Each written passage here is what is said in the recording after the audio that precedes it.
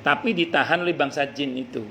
Loh, emang ada Ustadz istilah ditahan oleh bangsa jin? Saya ulang ya, dalam sejarah Islam yang nulis Ibnu Taimiyah dalam kitab beliau, di masa Sayyidina Umar itu pernah ada seorang suami ditahan oleh bangsa jin itu sampai tahunan.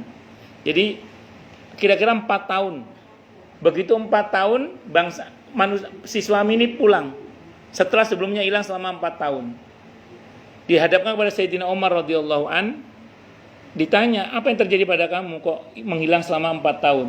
Sepulang saya sholat isya, saya ditawan oleh bangsa jin kafir.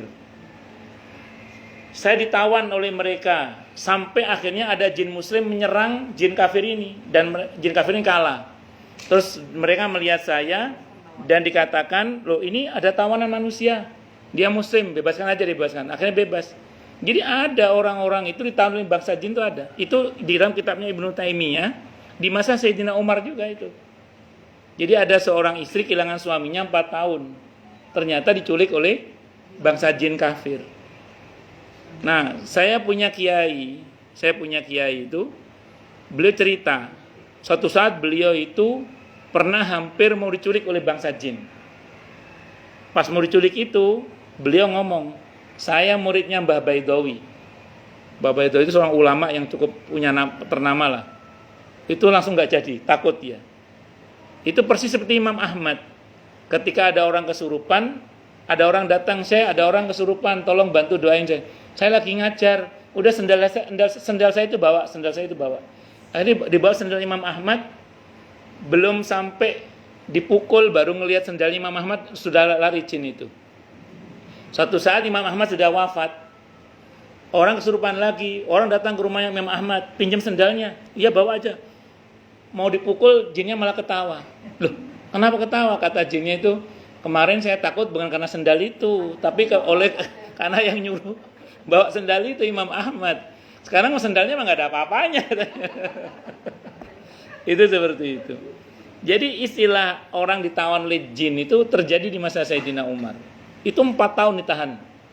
Tapi memang belum ajalnya yang gak mati.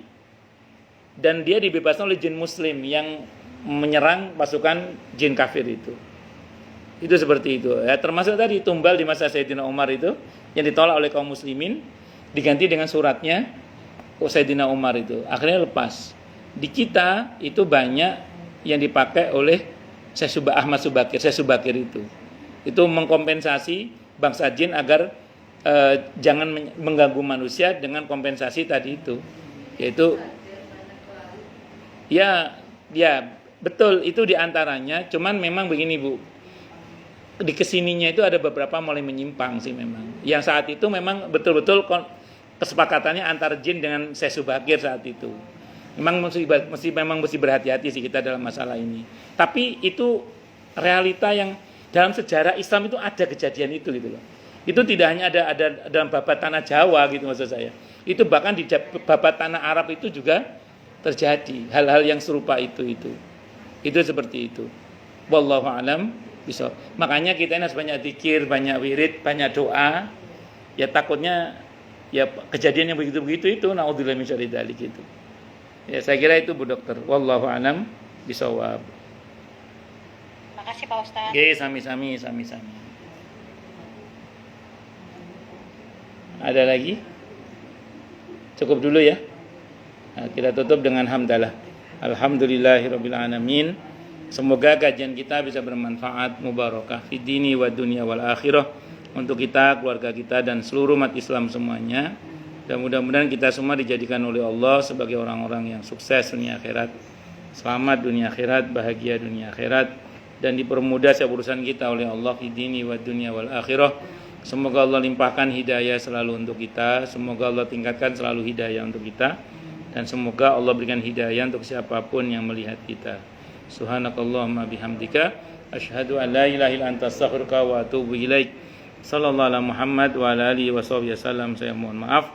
Assalamualaikum warahmatullahi wabarakatuh. Waalaikumsalam warahmatullahi wabarakatuh.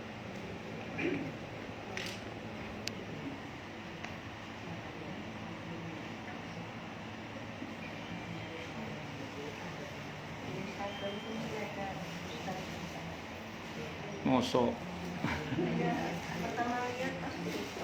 Gitu. Oh, Masya Allah.